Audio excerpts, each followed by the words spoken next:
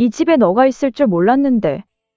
전남진의 숨이 거칠게 이어졌고 피선주는 눈앞에 선 남자의 얼굴을 믿을 수 없다는 듯 바라봤어요. 그는 원래 문서만 훔쳐나올 생각이었죠. 하지만 그 집엔 지금 피선주가 살고 있었어요. 그것도 모르고 들어갔고 그녀에게 들킨 순간 이 계획은 더 이상 은밀함이 아닌 범죄로 바뀌었어요. 움직이지 마. 널 해치고 싶진 않아. 그 말엔 설득도 진심도 없었어요. 그저 일이 꼬였다는 자각만이 서늘하게 맴돌았죠. 그리고 그 밤 전남진은 피선주를 끌고 사라졌어요. 그녀는 모른 채였죠. 자신이 지금 125억짜리 열쇠가 됐다는 사실을. 돈을 위해 넘어서는 안 될 선을 넘은 전남진의 이야기가 시작됩니다. 전남진은 어둠 속에서 조심스럽게 문을 열었어요. 집안은 고요했고 그는 익숙한 구조를 따라 거실로 향했죠. 진상아의 서랍엔 분명히 계좌 인증에 필요한 문서가 있어야 했어요. 하지만 그는 몰랐어요. 그 집엔 이제 피선주가 살고 있다는 걸요. 탁자 위 문서를 손에 쥐는 순간 뒤에서 들려온 발소리에 그는 반사적으로 몸을 돌렸어요. 그리고 마주한 피선주. 서로를 인식하는 데 1초도 걸리지 않았고 순간의 정적은 긴장으로 바뀌었어요. 이 집에 너가 있을 줄 몰랐는데. 그 말은 변명도 아니었고 그저 어긋난 운명의 시작을 알리는 신호처럼 들렸어요. 전남진은 피선주의 팔을 꽉 움켜쥐고 골목 어귀로 몸을 숨겼어요. 그녀가 소리를 지르기 직전 입을 막았고 차 안으로 그녀를 밀어넣듯 태웠죠. 도심의 불빛은 멀어졌고 차 안은 숨막히게 조용했어요. 피선주의 눈엔 공포와 혼란이 뒤섞여 있었지만 그는 그 눈빛조차 외면한 채 운전대를 움켜쥐었어요. 너만 있으면 돼. 그냥 잠깐만 협조해. 그 말은 설득이 아니라 체념에 가까웠고 피선주는 말없이 창밖을 바라봤죠. 그녀의 눈동자엔 진상아와의 싸움 끝에 겨우 찾은 평온이 또다시 망가지고 있다는 절망이 담겨 있었어요. 그날 밤 그녀는 누구에게도 연락할 수 없었고 그녀의 목소리는 세상에서 완전히 사라진 채였어요. 무서웠던 건 묶인 손이 아니라 자신이 지금 어디로 끌려가고 있는지도 모른다는 점이었어요. 전남진의 눈엔 오직 하나. 계좌 인증만이 남아있었죠. 허름한 건물 지하에 도착했을 때 피선주는 두 손이 묶인 채 차에서 끌려 나왔어요. 공간은 낡고 축축했고 창문 하나 없는 그 방엔 딱 한 대의 노트북과 휴대폰 그리고 해외 송신 장비가 놓여 있었죠. 전남진은 손에 쥔 USB를 꽂고 노트북 화면에 떠오르는 스위스 은행 접속창을 바라보았어요. 그의 얼굴엔 초조함이 떠올랐고 숨소리조차 조심스러워졌죠. 이건 단순한 계좌가 아니야. 목소리, 안면 인식, 지문까지 모두 진상아 걸로 등록돼 있어. 그 말에 피선주는 눈을 떴고 그제야 자신이 왜 끌려왔는지 깨달았어요. 그녀는 곧 진상아의 목소리를 흉내내도록 강요받았고 성문 분석을 통과시키기 위해 몇 번이고 녹음을 반복해야 했죠. 그 방 안의 공기는 차갑고 무거웠어요. 그건 돈을 훔치기 위한 기술이 아니라 사람을 조작하는 감옥이었죠. 피선주와의 연락이 끊긴 지 하루가 지났어요. 김소은은 처음엔 단순한 외출이라 여겼지만 그녀의 방엔 아직 따뜻한 커피가 그대로 놓여 있었고 문을 나서기 전에 정적이 고스란히 남아 있었죠. 불길한 예감이 들어 수십 번 전화를 걸었지만 어떤 응답도 돌아오지 않았어요. 그리고 그때 낯선 번호가 떴습니다. 전화기 너머로 들려온 목소리는 전남진이었어요. 너 지금 당장 회사 자금 인출 준비해. 곧 스위스 계좌에서 돈이 들어올 거야. 그럼 그걸 선주 명의로 귀속시키고 비트코인으로 바꿔 내 지갑 주소로 보내. 신고하면 그녀는 못 돌아와. 김소은은 숨이 멎는 듯한 충격 속에서 말도 하지 못하고 폰을 손에 꼭 쥐었어요. 머릿속이 새하얘진 그는 결국 진중배를 찾아가 모든 상황을 털어놓았고 진중배는 오래전부터 알고 지낸 탐정에게 전화를 걸었어요. 그놈 반드시 추적해. 지금 바로 시작해. 진중배가 연락한 사람은 오래전부터 그의 곁을 지켜온 탐정이었어요. 과거 회사의 위기를 함께 넘기며 신뢰를 쌓은 인물이었죠. 탐정은 말없이 김소우의 설명을 들었고 피선주의 마지막 통화 기록부터 주변 CCTV까지 모든 자료를 수집하기 시작했어요. 유명한 범죄자일수록 흔적을 더 남깁니다. 그는 그렇게 말하고 서울 외곽으로 발을 옮겼어요. 시간은 빠르게 흘렀고 수집된 단서는 너무 적었지만 결정적인 한 장면이 포착되었죠. 한 창고 근처 전남진과 피선주로 보이는 인물이 함께 있는 모습이 폐공장 인근 차량 블랙박스에 담겨 있었어요. 그 짧은 영상 속에서 피선주는 고개를 숙인 채 억지로 끌려가고 있었고 전남진은 불안한 눈빛으로 주위를 살피고 있었어요. 여기야. 탐정은 단호하게 말했고 김소우는 그 말을 듣자마자 망설임 없이 일어섰어요. 그는 지금 두려움보다 한 사람을 되찾아야 한다는 마음 하나로 움직이고 있었어요. 김소우는 숨을 가다듬으며 차에 올랐어요. 도로 위로 퍼지는 해질 무렵의 불빛이 이상하리만큼 차분하게 느껴졌지만 그의 심장은 끊임없이 뛰고 있었어요. 무사해야 해, 제발.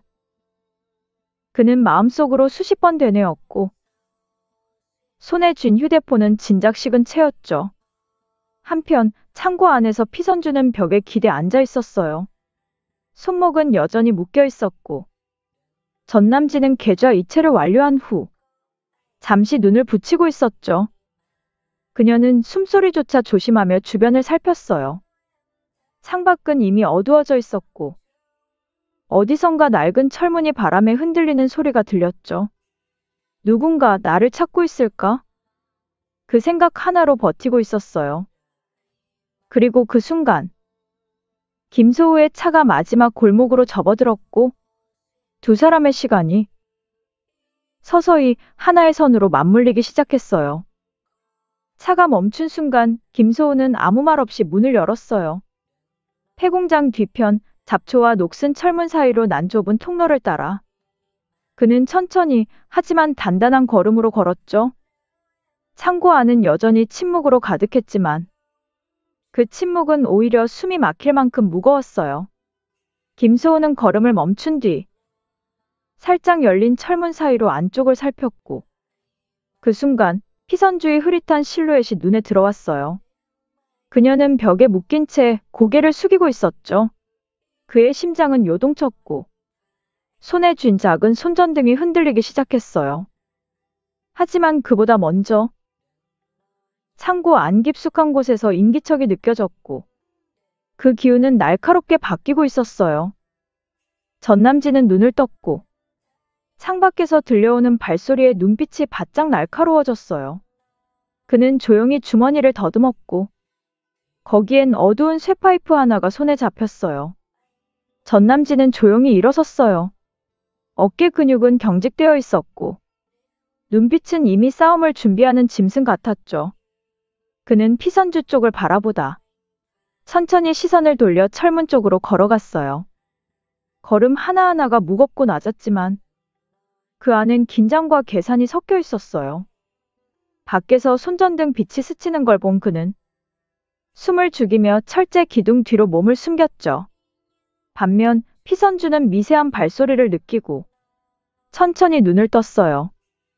그녀는 입을 다물고 귀를 기울였고 익숙한 호흡 하나가 그녀의 심장을 쿵하고 울리게 했어요. 김소우. 그 이름이 머릿속에 떠오른 순간 그녀의 눈엔 다시 생기가 돌기 시작했죠. 하지만 동시에 창고 안의 기류가 급격히 바뀌고 있었어요. 누군가의 기척이 사라지고 침묵이 더 날카롭게 다가오고 있었어요.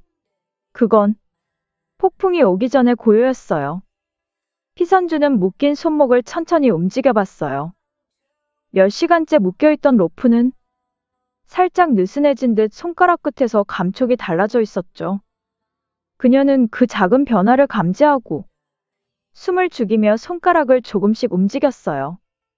누군가 다가오고 있다는 느낌은 여전했지만 그녀는 두려움보다 기회를 먼저 붙잡기로 했죠. 그 순간 철문이 아주 조용히 열리는 소리가 들렸고 창고 안으로 한 줄기 빛이 스며들었어요. 김소우였어요. 그의 얼굴은 굳어 있었고 한 손엔 손전등, 다른 손엔 작고 무딘 금속 파이프가 들려 있었죠. 그는 아주 조심스럽게 안으로 발을 들였고 그 순간 무언가 빠르게 스치는 기척이 그의 등 뒤를 훑고 지나갔어요. 피선주는 숨을 멈췄고 전남진은 이미 그림자처럼 움직이고 있었어요. 사냥이 시작되었고 누가 먼저 칼끝을 잡을지는 이제 단 한순간에 달려 있었어요. 창고 안 깊숙한 곳, 작은 노트북 화면에는 이체 완료를 알리는 메시지가 떴어요. 그 문구를 본 순간 전남진은 입꼬리를 올렸죠. 125억. 이제 그 모든 비트코인이 그의 지갑으로 넘어온 것이었어요. 그는 천천히 숨을 내쉬며 파이프를 손에서 내려놓았고 잠시 모든 긴장이 풀리는 듯 보였어요. 하지만 동시에 피선주는 손목에서 로프가 완전히 빠져나오는 걸 느꼈고 작게 숨을 들이마셨어요. 김소우 역시 어둠 속에서 전남진의 위치를 가늠하고 있었죠. 그들은 서로 보이지 않았지만 공기 중에 흐르는 긴장감은 칼끝처럼 날카로웠어요. 전남진은 파이프를 다시 들었고 천천히 걸음을 옮기며 말했어요. 넌 여기서 끝이야, 김소우. 그 말은 창고 전체에 메아리쳤고 그 순간 세 사람의 숨소리가 동시에 멈춰버렸어요. 철문이 삐걱이며 완전히 열리는 소리가 울렸어요. 어둠 속에서 김소우의 실루엣이 드러났고 그 순간 전남진도 완전히 모습을 드러냈죠. 둘은 몇 초간 아무 말 없이 서로를 바라봤어요. 숨소리만이 허공을 가르며 흔들렸고 손에 들린 쇠파이프가 미세하게 떨리고 있었죠. 피선주 어딨어? 김소우의 목소리는 낮고 단단했어요. 하지만 그 안엔 분노보다 걱정이 먼저 담겨 있었죠. 전남진은 짧게 웃었고 노트북 화면을 가리키며 천천히 말했어요. 너희가 그렇게 지키려던 돈 이제 내 거야. 그 말에 김소우의 눈빛이 흔들렸지만 그는 한 걸음 앞으로 다가갔어요. 돈이 아니라 사람이야. 우린 그걸 지키려던 거야. 그 말에 전남진의 표정이 미세하게 변했어요. 그리고 마치 약속된 듯 두 사람의 거리에서 첫 충돌이 시작되었어요. 전남진이 먼저 움직였어요. 쇠파이프가 어둠을 가르며 휘둘렸고 김소우는 가까스로 몸을 틀어 피했어요. 하지만 회피는 오래가지 않았고 곧장 복부에 날아든 파이프 한 방에 그는 바닥에 무너지듯 주저앉았죠. 숨이 끊어질 듯 가슴이 쥐어졌고 입술 사이로 거친 숨이 새어나왔어요. 전남진은 무자비하게 다가왔고 또 한 번의 공격을 준비하며 팔을 치켜들었죠. 그 순간 피선주는 벽 뒤에서 몸을 숨긴 채 한치의 움직임도 놓치지 않고 있었어요. 묶였던 손은 이미 자유로웠고 그녀의 시선은 창고 구석에 굴러가 있던 돌덩이에 머물렀죠. 지금 아니면 기회는 없어. 그녀는 천천히 아주 조심스럽게 자세를 낮췄고 김소우는 흐릿해진 시야로 그녀의 실루엣을 본 듯 고개를 들었어요. 그들의 시선이 아주 짧게 하지만 분명하게 마주쳤죠. 전남진은 숨을 골랐어요. 입가엔 피 묻은 미소가 번졌고 쇠파이프는 다시 한번 그의 손 위로 들려 있었어요. 김소우는 바닥에 쓰러진 채 숨을 헐떡였고 그를 향한 그림자가 점점 가까워지고 있었죠. 끝이야, 김소우. 넌 원래 나한텐 아무것도 아니었어. 그 말은 선언이 아니라 처형 같은 문장이었어요. 그리고 곧 파이프가 그의 머리 위로 높이 들려졌고 그 순간 묵직한 충격음이 창고 안을 가득 채웠어요. 무언가 부서지는 소리와 함께 전남진의 몸이 한쪽으로 휘청이며 쓰러졌죠. 피선주였어요. 그녀는 구석에서 들고 있던 돌덩이를 그의 뒤통수에 힘껏 내리쳤고 자신도 그 충격에 그대로 주저앉았어요. 숨은 거칠었고 손은 떨렸지만 그녀의 눈은 더 이상 흔들리지 않았어요. 그 순간 김소은은 옅은 미소를 지으며 눈을 감았어요. 이제 무너졌던 싸움이 다시 뒤집히고 있었죠. 전남진의 몸은 그대로 쓰러져 있었어요. 피선주는 비틀거리며 일어나 노트북 앞에 앉았고 김소은은 천천히 몸을 끌듯 옆으로 다가갔죠. 비밀번호는 이미 입력돼 있었지만 이체 명령을 마무리하려면 지문 인증이 필요했어요. 피선주는 그의 손을 들어 조심스럽게 스캔기에 눌렀고 몇 초간의 침묵 끝에 이체 성공이라는 문구가 화면에 떴어요. 그 순간 두 사람은 숨을 동시에 내쉬었죠. 긴장이 풀리는 찰나 창고 바깥에서 자동차 소리와 사람들의 발소리가 들리기 시작했어요. 김소은은 피선주의 손을 잡고 말했어요. 이제 나가자. 지금이야. 두 사람은 조심스레 뒷문으로 빠져나왔고 뒤편 골목엔 진중배가 보낸 사람들이 대기 중이었어요. 문을 닫기 전 피선주는 한 번 더 전남진을 돌아봤어요. 그의 숨은 여전히 거칠었고 창백한 얼굴이 어둠 속에서 더 희미하게 보였어요. 그녀는 아무 말 없이 고개를 돌렸고 두 사람은 어둠 속을 뚫고 조용히 사라졌어요. 창고에 도착한 경찰은 내부를 수색하기 시작했어요. 진중배가 보낸 구조팀의 안내로 뒷문부터 철문까지 샅샅이 살폈지만 그곳엔 피선주도 김소우도 그리고 전남진도 없었죠. 노트북은 전원이 꺼져 있었고 바닥엔 피가 묻은 파이프 하나만이 남겨져 있었어요. 여기 누가 있었던 건 분명합니다. 형사 중 한 명이 조심스럽게 말했지만 이상하리만큼 주변엔 몸을 끌고 나간 흔적조차 없었어요. 의식이 없던 전남진은 도대체 어떻게 사라졌던 걸까요? 현장엔 그의 피가 뚜렷이 남아 있었고 의자 뒤엔 부러진 손목 결박도 발견되었어요. 경찰은 현장을 봉쇄하며 정밀 감식을 시작했고 진중배는 차 안에서 무거운 침묵 속에 앉아 있었어요. 그는 입을 열지 않았지만 표정만큼은 모든 가능성을 계산하고 있었죠. 이건 아직 끝나지 않았어요. 그 말은 누구에게도 들리지 않았지만 공기 속엔 묘한 긴장이 다시 퍼져가고 있었어요. 1년이라는 시간이 흘렀어요. 진건축은 다시 정상 궤도에 올랐고 피선주는 조용히 일을 이어가며 예전보다 더 단단해진 모습이었어요. 김소은은 여전히 그녀 곁을 지켰고 두 사람은 별다를 것 없는 하루 속에서도 서로에게 위로가 되는 시간이 쌓여갔죠.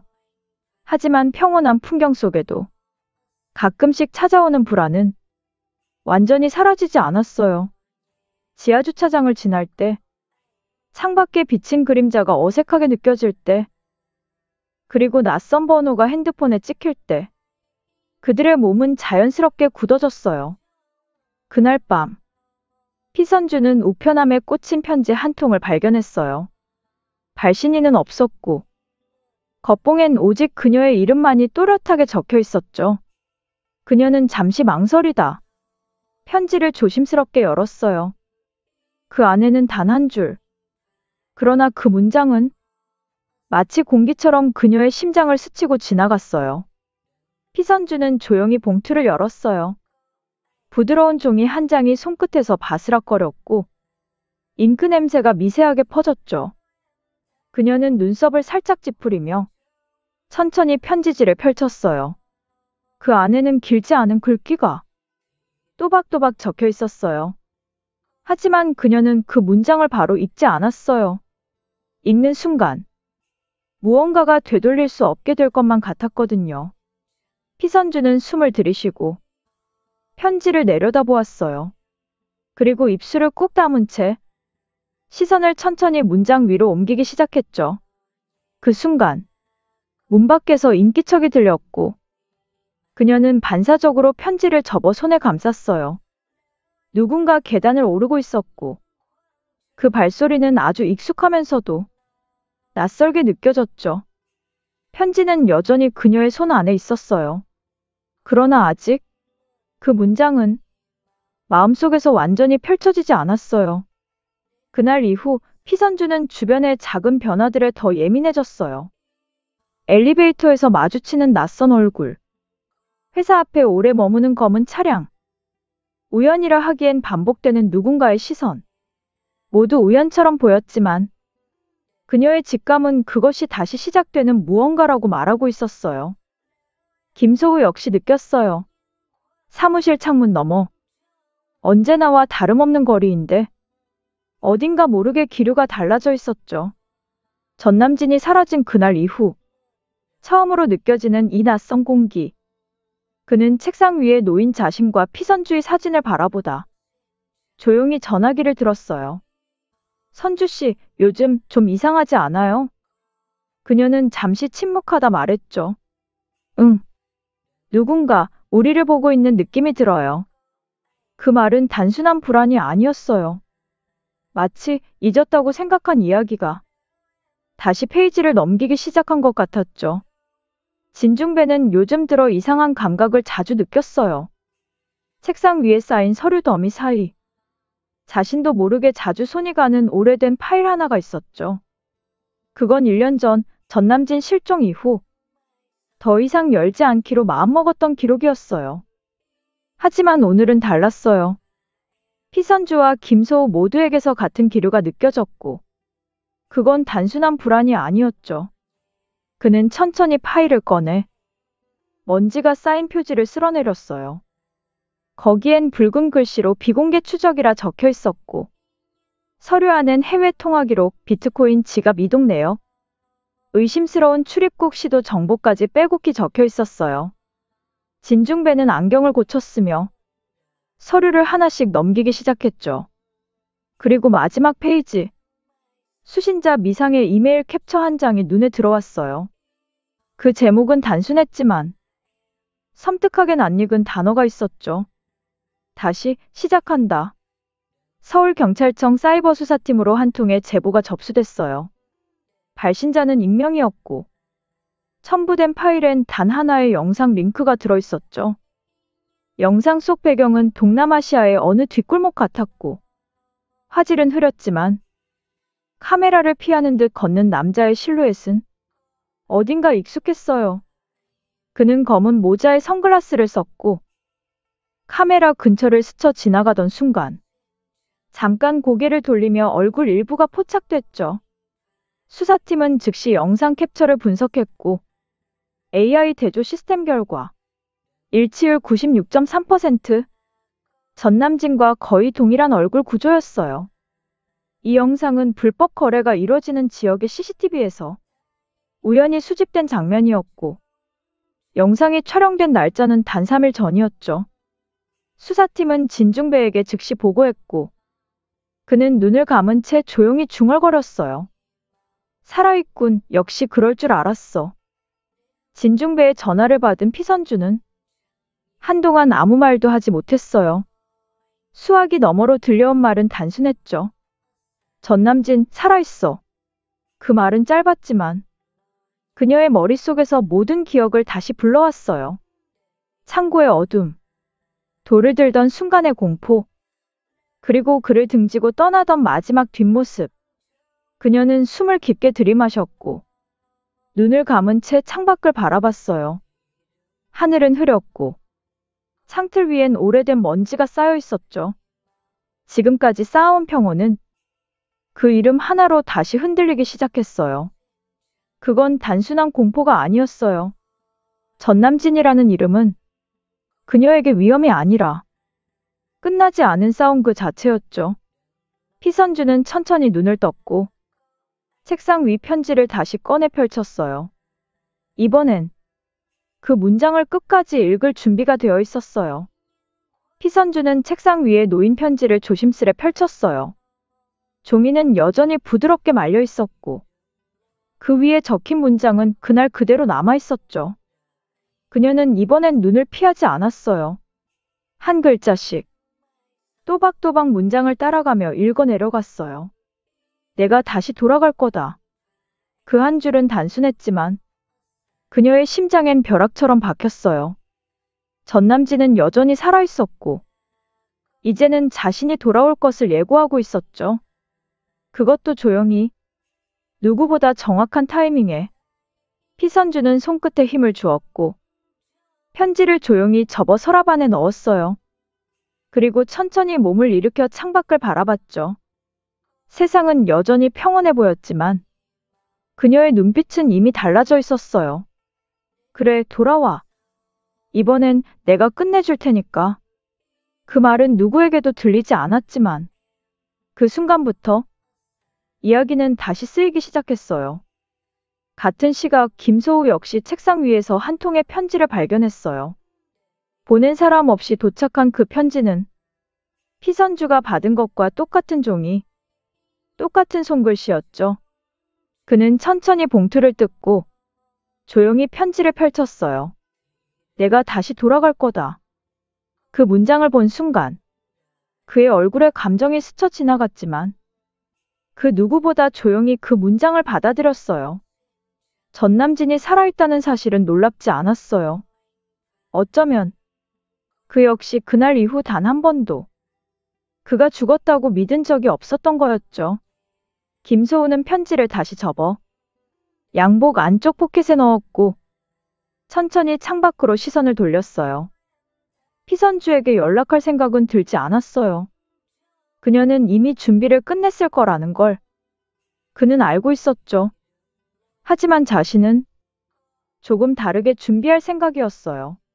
같은 적을 두고 각자의 방식으로 다시 싸움이 시작되고 있었어요. 동남아의 한 고급 호텔 스위트룸. 창문 밖으로는 야경이 펼쳐져 있었고 그 안에서는 한 남자가 노트북 앞에 앉아 있었어요. 수트 차림에 단정한 머리. 이름표엔 D, K, 헌이라는 낯선 이름이 적혀 있었죠. 그는 천천히 지문 인식을 통과한 후 암호화된 통신망으로 어딘가에 접속했어요. 계좌에는 새로 유입된 자금이 있었고 그중 일부는 정치 자금으로 흘러 들어가고 있었죠. 그의 옆엔 여권 여러 장과 가명으로 된 카드들, 그리고 새로 발행된 사업계획서가 놓여 있었어요. 그는 아주 조용히 미소를 지으며 모니터 속 인물 사진을 바라봤어요. 사진엔 피선주와 김소우의 얼굴이 나란히 있었고 그 위엔 빨간 선이 그어져 있었죠. 다시 돌아왔지. 하지만 이번엔 예전의 전남진이 아니야. 그 말은 속삭이듯 낮았지만 이미 새로운 전쟁이 시작됐다는 것을 스스로에게 확신시키는 주문 같았어요. 그날 밤 서울의 하늘은 유난히 맑았어요. 불빛 아래를 걷는 피선주의 발걸음은 조용했지만 그 안엔 더 이상 망설임이 없었어요. 김소우는 멀리서 그녀의 뒷모습을 바라보다 잠시 고개를 떨궜고 주머니 속 편지를 다시 한번 쥐었죠. 서로 다른 길에서 같은 적을 마주하게 된 두 사람. 이제 그들은 운명이 아니라 자신의 선택으로 움직이고 있었어요. 멀리 누군가 창문 너머로 그들을 지켜보고 있었고 그 그림자는 천천히 사라졌어요. 계획은 이미 시작됐습니다. 모니터 속 익명의 화상 회의방에 남겨진 음성 메시지 하나, 그리고 그 화면 아래 작게 떠오른 문구. 이번엔 끝장내라. 전쟁은 끝나지 않았고 이야기는 이제 진짜 시작을 향해 가고 있었어요.